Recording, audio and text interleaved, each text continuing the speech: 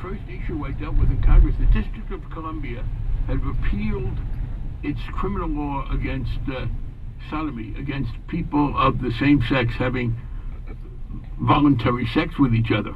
And at that time there was a rule that either House of Congress could pass a law and cancel anything in the criminal area that the District of Columbia did. And the House passed that, canceling it by a 3-to-1 margin. Even many Democrats voted against it. I got barely a majority of the Democrats. And when I went around lobbying, it was, again, oh, these people are disgusting. Are you kidding, pal, what they do? Oh, that turns my stomach. I can't allow that to happen. So you couldn't really say, did you know I'm gay, because you weren't out yet. What would you say in response to that? Look, when you're in a legislative body... And also Mexico would participate, because from the time of the Republic onward, there were also atrocities against the indigenous people of Mexico, not just during the colonial period. So AMLO's idea was to set up a kind of a joint ceremony where there would be this kind of joint historical taking into account of the atrocities, an apology. The Spanish crown didn't answer, ridiculed the idea, leaked the letter to the press, and ginned up a whole anti-López Obrador campaign amongst the peninsular elites and the Spanish right wing and the like. They handled the issue about as immaturely and badly as they possibly could have handled, which obviously, chilled relations for a while. I think Spain started realizing that they were losing out, right? Not just symbolically, but economically, when AMLO undertook his energy reform and started attacking the interest of the Spanish, energy giant Iberdrola and the like, not out of pique, not because of that, out of a genuine interest to, reassert public control over the energy grid. Actually, AMLO bought a series of power plants from Iberdrola, and basically Iberdrola ceased having a presence in the country. So fast forward to Claudia Sheinbaum's inauguration, and she refused to invite a member of the Spanish crown.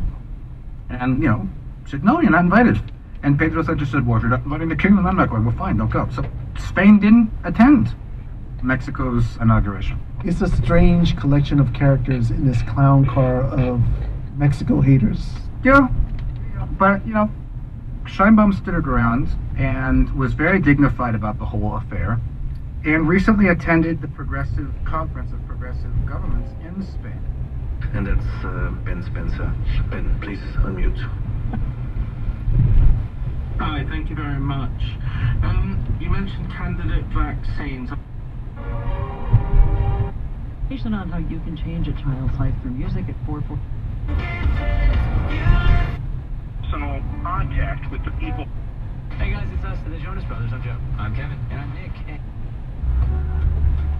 For you, girl, I was going through the...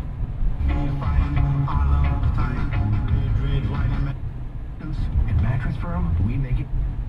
Thought that she... Call 856-473-4. Up in, answer a few questions, and our... Continue to really fuel the growing provide serve the necessary demand that is ahead. Where are your biggest bottlenecks right now in the supply chain? And I'm wondering how labor fits into that picture, because a lot of the announcement here today was about boosting jobs here in the U.S. As I mentioned earlier, our investments will create 90,000 new jobs. These are high-paying jobs. Of course, Micron is very much focused on engaging with the communities, with the colleges and universities, with really local systems in order to even support and advance apprenticeships. So we are very much focused on investing for the training and development of the workforce across the United States, particularly in the regions where Micron plans to have these fabs, and that is of course an important critical priority. In terms of the bottleneck, in terms of bringing up the supply, of course it is the construction that is really long tent in the pole, and as construction happens, then it is about bringing in the equipment and qualifying the lines, which also takes some period of time. And that's why we see that meaningful new supply in the industry doesn't really start ramping until 2028 timeframe, because our Boise, Idaho fab will have first wafers out middle of next year, and subsequent fabs will have wafers out later in the future as well. Does it advantage you to be the only American company in this space working with the Trump administration in this way? I'm wondering if you could shed any light on that, and where does this position you against your largest competitors like Samsung, SK Hynix when it comes to market share? I'm very proud of Micron's team, and of course very proud that we are the only US memory manufacturer, and memory today is absolutely critical for everything electronic system. So yes, very proud, and of course our customers here in the US very much value our investments in the US. They value resilient, secure supply chains that Micron is investing in to support their future growing requirements. We are very pleased with the partnership, the engagement. We are very thankful to President Trump and his administration and his focus on bringing leading-edge manufacturing here to America to support a wide range of our industries. And our partnership with the administration is strong. As you saw, I mean, Secretary Lutnick as well as Ambassador Greer made strong comments in support of our investments today. We are very thankful to President Trump for the support, and we are very much focused on making our supply grow so that we can meet our customers' requirements, but have it grow in a disciplined manner, focusing on, of course, always demand and supply, and of course, accelerating the timeline for our investments as much as possible. In the final minute that I have you mentioned U.S. Commerce Secretary Howard Lutnick, who gave remarks today. I think it's fair to say that he's been pretty integral in the administration's perhaps more hands-on industrial policy, including when it comes to taking stakes in companies. The U.S. government has done this to try to spur the kind of production that Micron's doing. But I'm wondering, have you had any conversations with the administration about that? Our discussions with the administration are always focused on bringing up supply. President Trump as well as Secretary Lutnick are always focused on how do we go bigger, how do we go faster, particularly when the supply is tight. And Micron is a technology leader today.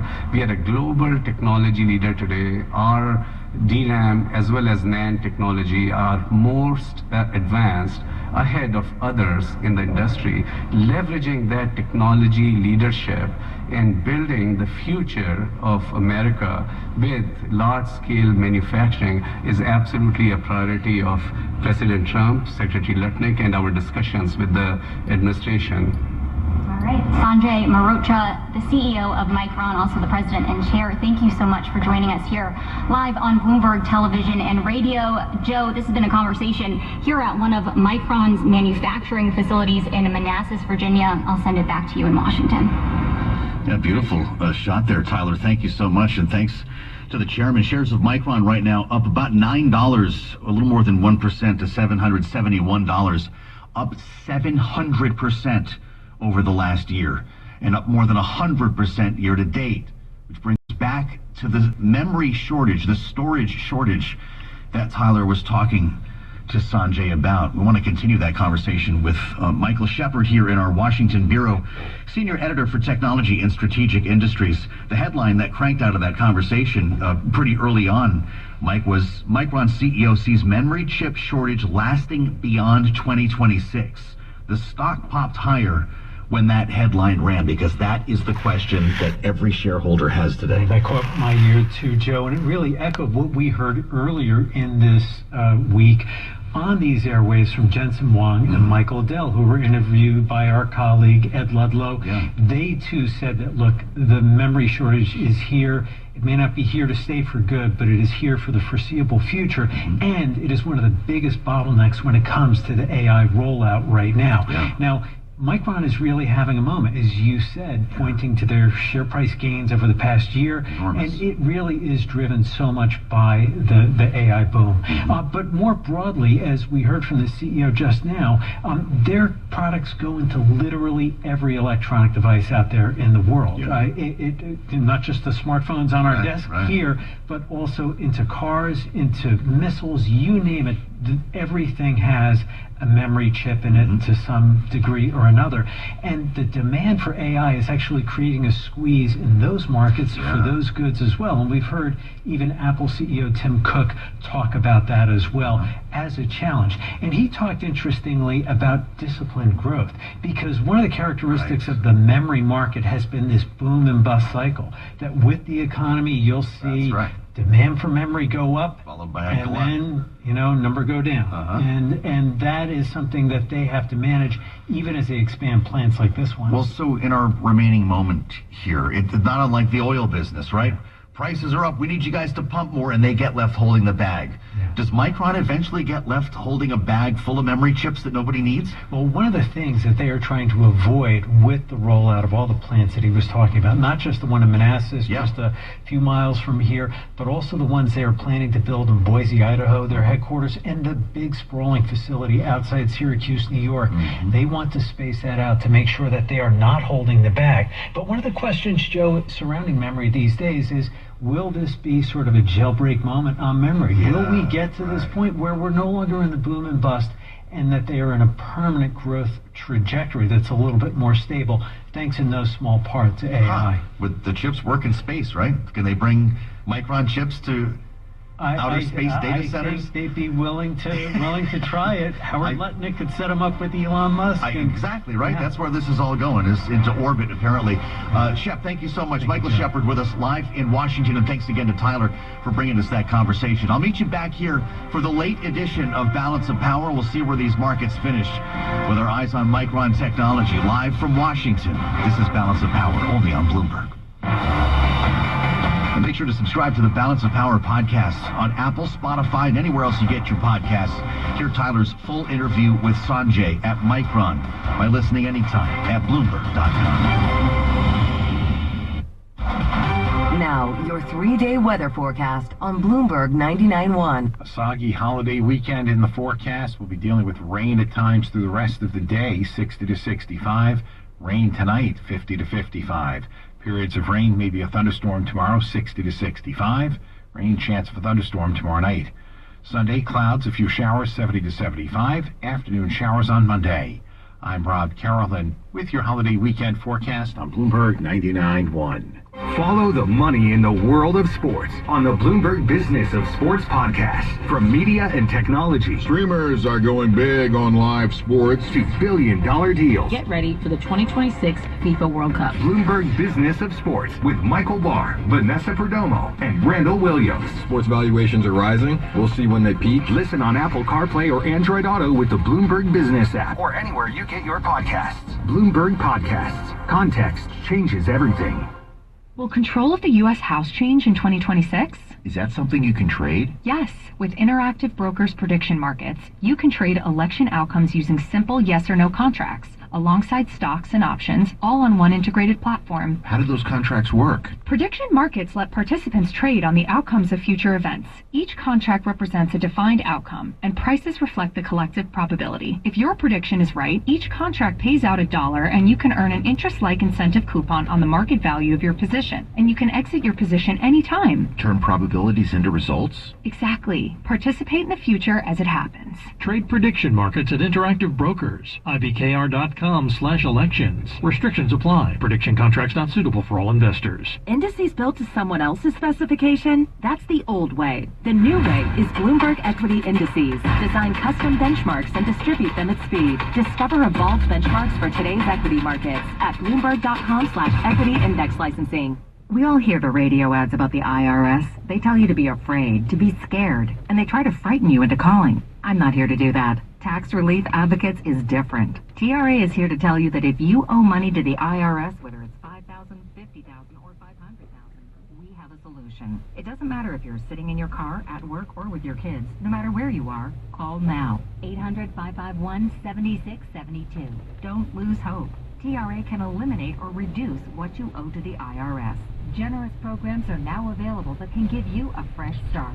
Our passion is taxes and helping individuals fix their IRS problems. We have over 1,000 5-star reviews on Google and an A+ with the Better Business Bureau. You don't need to be afraid of the IRS any longer. End your tax nightmare today by visiting us online at TRA.com or call 800-551-7672. That's 800-551-7672. Tax Relief Advocates. Real solutions for real people. The news doesn't stop on the weekends, and now neither do we. This is Lisa Mateo. Join us on Bloomberg this weekend. Watch and listen to the new show Saturdays and Sundays starting at 7 a.m. on Bloomberg Radio, TV, Bloomberg Business app. This is WPCA.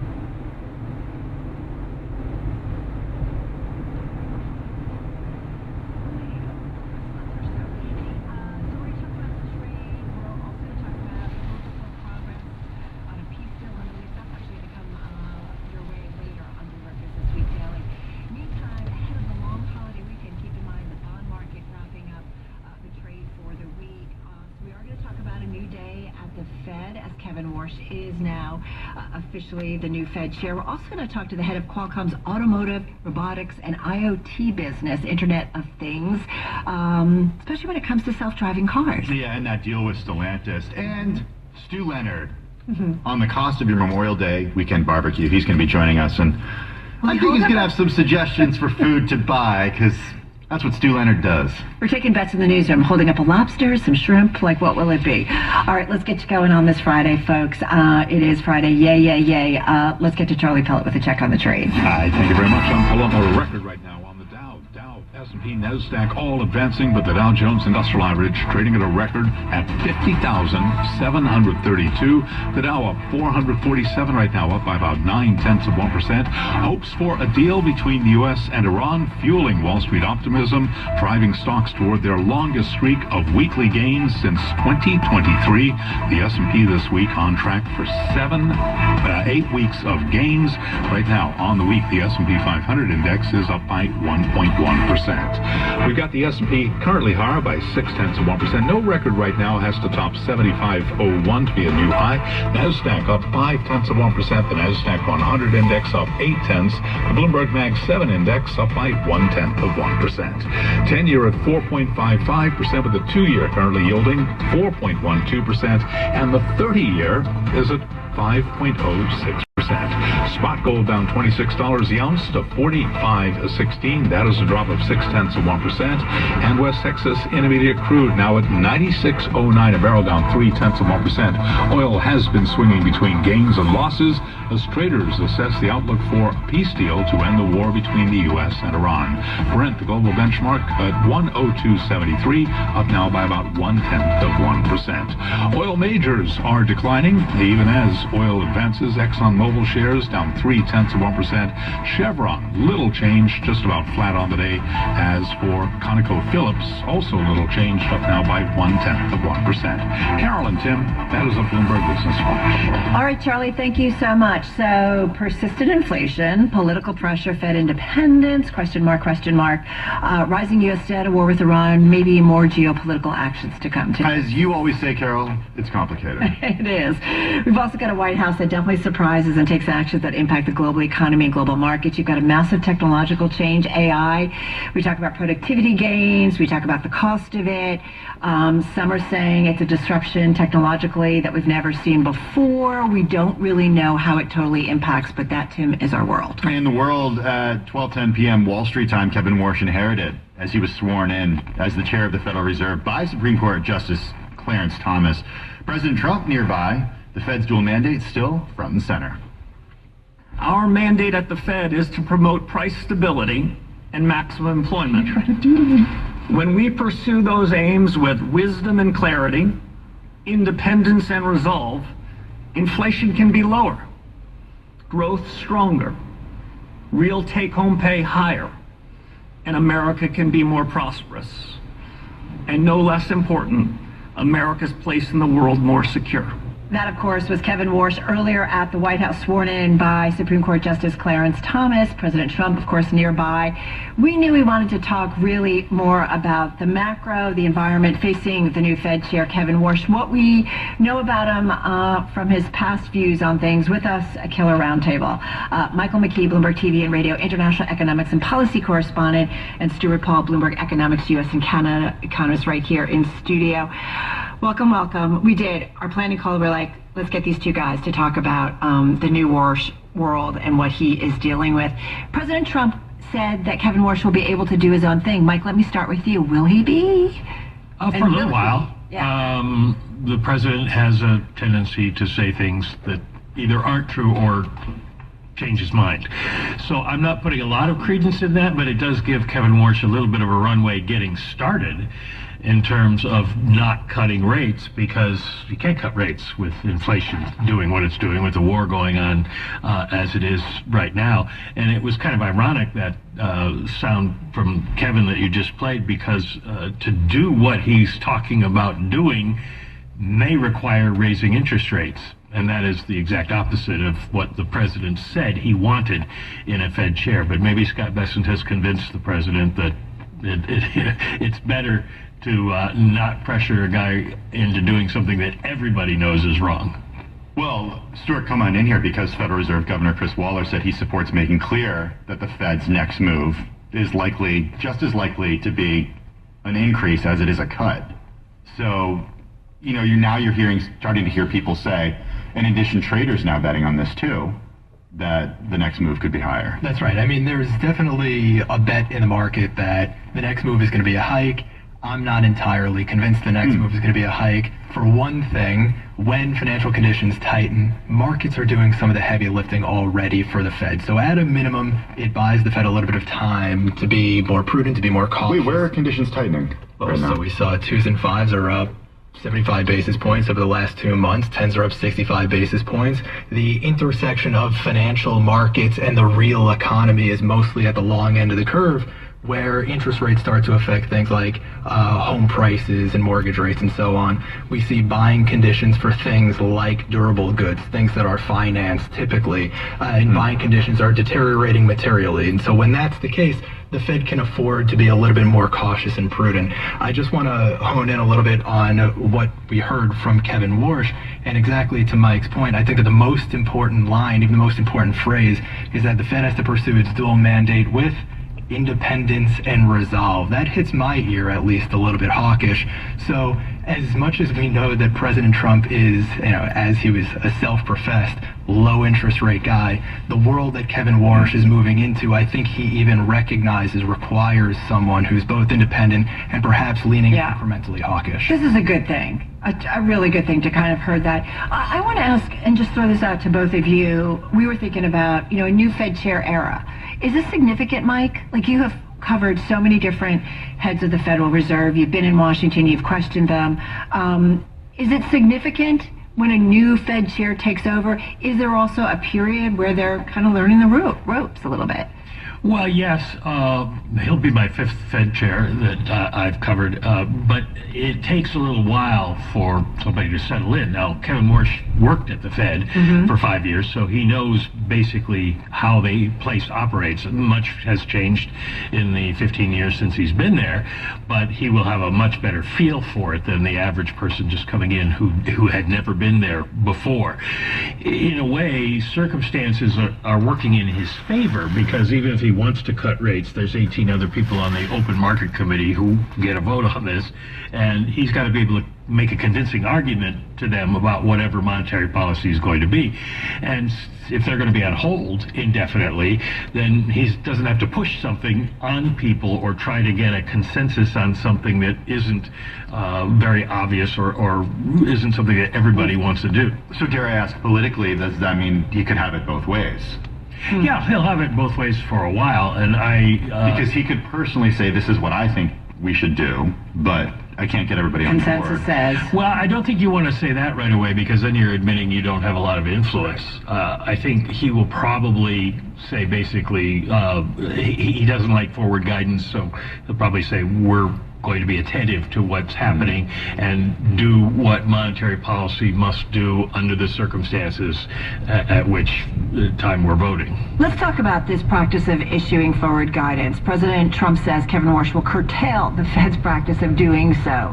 Stuart, is that good or bad, or what does that mean for folks like us who watch it? What does it mean for investors who watch it and economists who watch it? Frankly, I think it's a good thing for policymakers to preserve some optionality. The more forward guidance they offer, the more they back themselves into a corner. For folks like me who want to understand what the Fed is going to do next, look, it makes my job a little bit harder, but that's what I'm here to do. Does this mean no more dot plot? Well, so I think that he wants to move away from the dot plot. I think he wants to move away from the summary of economic projections. The next dot plot that comes out in June is going to be a very difficult dot plot to try to explain to the world, especially if most of the members of the FOMC are going to eliminate any cut that they had marked for this year. So it's going to be a very difficult one to explain under the best of circumstances, and I think that it gives him even more of a reason to want to move away from the dot plot and the broader SEP. So, Mike, what do you think in terms of the summary of economic projections? Has this been a good thing? I mean, you've seen several cycles. I don't know, when did it first go into effect? It first started under Ben Bernanke after the start of the great financial crisis, but they've been talking about it for a long time, putting out some kinds of forecasts rather than just the individuals talking about it in speeches. The thing about the summary of economic projections is it's generally fine. The idea of saying what you think inflation and unemployment and growth are going to be, because those are the elements that are going to make up your decision tree for what you do about rates. The problem is that we have gotten into this situation, and it's partly because they use the dot plot, and it's partly because of Stuart and my fault, that we look to the median, and everybody on Wall Street tends to think the median is a Fed forecast, and it's not. It's 19 different forecasts, and so they do have a problem with the dot plot. But when I talk to other members of the Open Market Committee, a lot of them agreed that it's not the best way to present things, but they say we need something.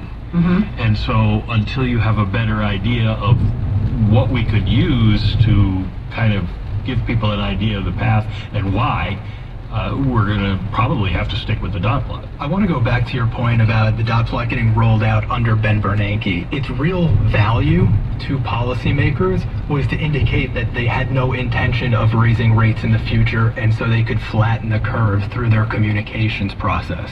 That was really the use of the SEP when it was rolled out.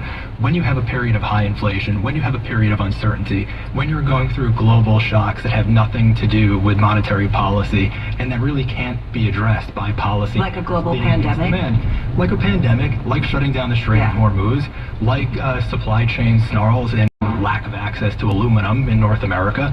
When you have things like that, the SEP just constrains your opportunity set. It doesn't help to provide any sort of communication that's valuable for addressing rates further out the curve. And I think that that's something that Warsh definitely recognizes, and he doesn't want to be backed into a corner. Yeah, one problem too with the SEP is that the Fed does it 4 times a year, and markets recalibrate the economy 4 times a second. So the narrative on Wall Street is always that the Fed is behind the curve. And so even if Fed officials want to change their forecast, it's harder to get that across. As Stuart was saying, you've got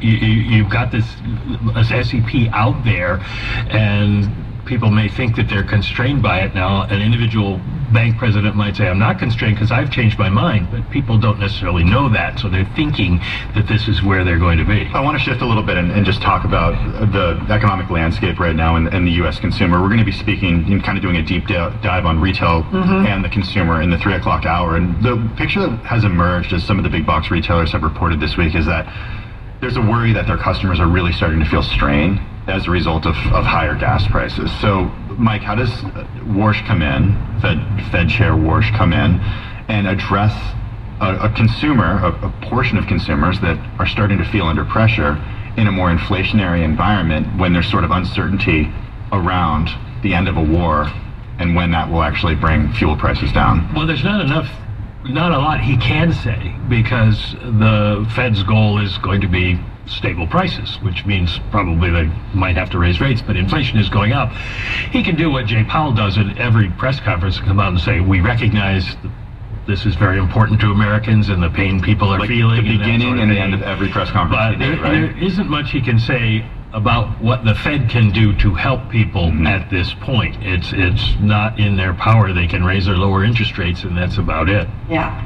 Well, there's going to be a lot that actually happens before the first FOMC meeting that Kevin Warsh presides over. That's June 17th. We're going to get data points on jobs, CPI, PPI, all before the next Fed meeting. I'm just thinking about, in terms of the data right now and what it shows and what are the drivers, in particular, of inflation. I was reading about the build of AI, the cost of chips and how that plays into it, the higher energy prices, of course, because of the U.S. war in Iran.